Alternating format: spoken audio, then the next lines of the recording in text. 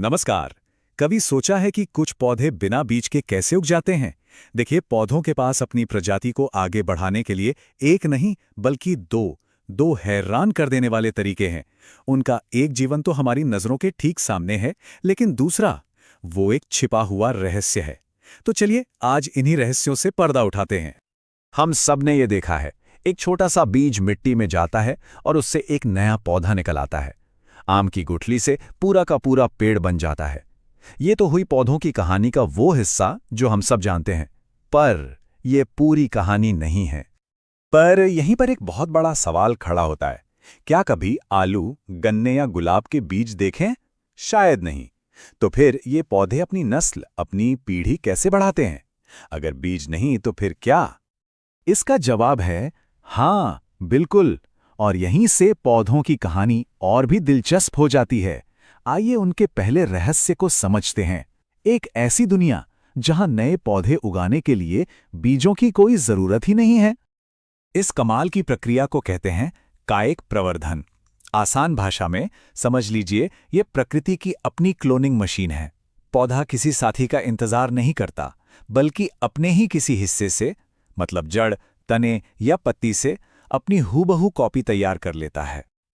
और ये तरीका हमारे आसपास हर जगह है। गुलाब की एक टहनी काटकर मिट्टी में लगा दीजिए, कुछ ही हफ्तों में एक नया पौधा तैयार। और वो जो आलू पर आंखें दिखती हैं ना, वो असल में सोई हुई कलियां हैं, जिनमें से हर एक में एक पूरा नया पौधा बनाने की ताकत छिपी है। कुछ पौधे तो इस कला को एक नए ही लेवल पर ले जाते हैं। मिलिए पत्थर चट्टा से। इसकी पत्तियों के किनारों पर ही नन्हे नन्हे पौधे उगाते हैं। जैसे ही ये पत्ती जमीन पर गिरती है, ये छोटे पौधे अपनी जड़ें जमा लेते हैं। सोचिए जरा, एक अकेली पत्ती से दर्जनों नए क्लोन तैयार। और ये जादू सिर्फ पत्तियों तक ही सीमित नहीं है। शकरकंद जैसी जड़ें भी अपने आप में नए पौधे उगाने की ताकत रखती हैं। तो हमने देखा, तना हो, पत्ती हो या जड़, पौधे का शरीर ही एक नई जिंदगी की फैक्ट्री है। अब यहां एक सवाल उठता है जो बहुत वाजिब भी है। इस तरीके का आखिर फायदा क्या है? पौधे इतनी मेहनत क्यों करते हैं? देखिए, इस तरीके के फायदे जबरदस्त हैं। पहला, रफ्तार। क्लोनिंग से पौधे बहुत तेजी से बढ़ते हैं। दूसरा, नतीजा। ये पौधे बीजों से उगे पौधों के मुकाबले जल्दी फल और फूल देते हैं। और तीसरा, जो सबसे बड़ा फायदा है, वो है गारंटी। नया पौधा अपने जनक की 100% कॉपी होता है। मतलब अगर किसी के पास मीठे आम का पेड़ है, तो उसकी कलम से उगने वाले हर नए पेड़ पर भी उतने ही मीठे आम लगेंगे। कोई सरप्राइज नहीं, कोई रिस्क नहीं। तो सवाल यह है कि अगर क्लोनिंग इतनी तेज और भरोसेमंद है, तो फिर इन फूलों की क्या जरूरत? ये रंग बिरंगी पंखुड़ियां, ये मनमोहक खुशबू, ये सब किस लिए? यहीं से हम पौधों के दूसरे और कहीं ज्यादा जटिल जीवन में कदम रखते हैं। इसका जवाब बहुत सीधा है। फूल सिर्फ खूबसूरती के लिए नहीं है, ये पौधे के प्रजनन अंग हैं। ये वो स्टेज है जहां एक बिल्कुल अलग तरह का ड्रामा होता है, जिसे कहते हैं लैंगिक प्रजनन। मोटे तौर पर फूल दो तरह के होते हैं। एक तरफ है वो फूल जिनमें या तो सिर्फ नर हिस्से होते हैं या सिर्फ मादा हिस्से, जैसे मक्का और पपीता। वहीं दूसरी तरफ गुलाब और सरसों जैसे फूल होते हैं, जिनमें नर और मादा दोनों हिस्से एक ही फूल के अंदर मौजूद होते हैं। लैंगिक प्रजनन की शुरुआत एक सफर से होती है, जिसे परागण कहते हैं। इसमें होता यह है कि फूल के नर हिस्से से निकले छोटे छोटे कण, जिन्हें परागकण या पॉलन कहते हैं, किसी तरह फूल के मादा हिस्से तक पहुंचते हैं। और ये सफर भी दो तरीकों से पूरा होता है। कभी कभी परागकण उसी फूल पर या उसी पौधे के किसी दूसरे फूल पर गिर जाता है। इसे कहते हैं स्वपरागण। लेकिन ज्यादातर मामलों में ये परागकण हवा में उड़कर, पानी में बहकर या किसी मधुमक्खी या तितली की पीठ पर बैठकर अपने ही जैसे किसी दूसरे पौधे के फूल तक का लंबा सफर तय करते हैं। और इसे कहते हैं परपरागण। एक बार परागकण अपनी मंजिल पर पहुंच जाए तो असली जादू शुरू होता है। इसे कहते हैं निषेचन।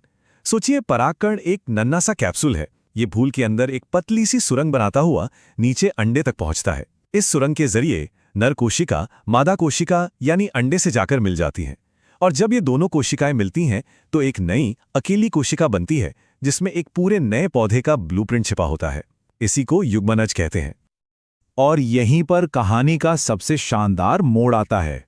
इस मिलाप के बाद फूल की पंखुड़ियां झड़ जाती हैं और फूल का निचला हिस्सा, जिसे अंडाशय कहते हैं, वो बड़ा होकर एक रसीले फल में बदल जाता है। और उसके अंदर मौजूद बीजांड बन जाते हैं बीज। और देखिए, हम घूमकर वापस वहीं आ गए जहां से शुरू हुए थे, बीज पर। लेकिन पौधे का काम सिर्फ बीज बनाने पर खत्म नहीं होता। सोचिए, अगर सारे बीज सीधे पेड़ के नीचे ही गिर जाएं तो क्या होगा? उन्हें धूप, पानी और पोषण के लिए आपस में ही लड़ना पड़ेगा। इसीलिए पौधों ने अपने बच्चों यानी बीजों को दुनिया की सैर पर भेजने के लिए कमाल के तरीके इजाद किए हैं। और ये तरीके एक से बढ़कर एक हैं। कुछ बीजों पर पंख लगे होते हैं ताकि वो हवा के साथ उड़ सकें। कुछ बीज, जैसे नारियल, महीनों तक समंदर में तैर सकते हैं। कुछ बीजों में कांटे होते हैं ताकि वो किसी जानवर के बालों में अटक कर लिफ्ट ले सकें। और कुछ फल तो एक धमाके के साथ फटते हैं और अपने बीजों को दूर दूर तक बिखेर देते हैं। तो अब हम अपने असली सवाल पर वापस आते हैं। एक तरफ है तेज और भरोसेमंद क्लोनिंग, और दूसरी तरफ है फूलों और बीजों की ये जटिल दुनिया। आखिर पौधों को इन दो अलग अलग रणनीतियों की जरूरत क्यों है? इसका जवाब छिपा है संतुलन में। देखिए, अलैंगिक प्रजनन यानी क्लोनिंग एक ही जनक से होती है। इसका फायदा है रफ्तार और भरोसा। पौधा बिल्कुल जनक जैसा होता है, लेकिन इसमें खतरा है, सब एक जैसे होते हैं। वहीं लैंगिक प्रजनन में दो जनक शामिल होते हैं, जिससे बच्चों में नए गुण आते हैं। इसे कहते हैं विविधता। और यही विविधता किसी प्रजाति को बदलते मौसम या नई बीमारियों से लड़ने की ताकत देती है। और बीजों का दूर दूर तक फैलना इसी लैंगिक रणनीति का सबसे जरूरी हिस्सा है। ये पक्का करता है कि बच्चों को अपने माता पिता की छाया में दबकर न रहना पड़े, उन्हें अपनी जगह मिले, अपना आसमान मिले और फलने फूलने का पूरा पूरा मौका मिले। तो आखिर में सवाल यह है, क्या बेहतर है, आज के लिए एक आदर्श प्रतिलिपि बनाना या आने वाले कल की अनिश्चितताओं के लिए तैयार रहना? शायद पौधे हमें यही सिखा रहे हैं कि सफलता किसी एक रास्ते में नहीं है, बल्कि दोनों रणनीतियों को अपनाकर ही जीवन हर चुनौती के बावजूद। इस वीडियो से कुछ सीखने मिला है तो लाइक एवं चैनल को सब्सक्राइब करें।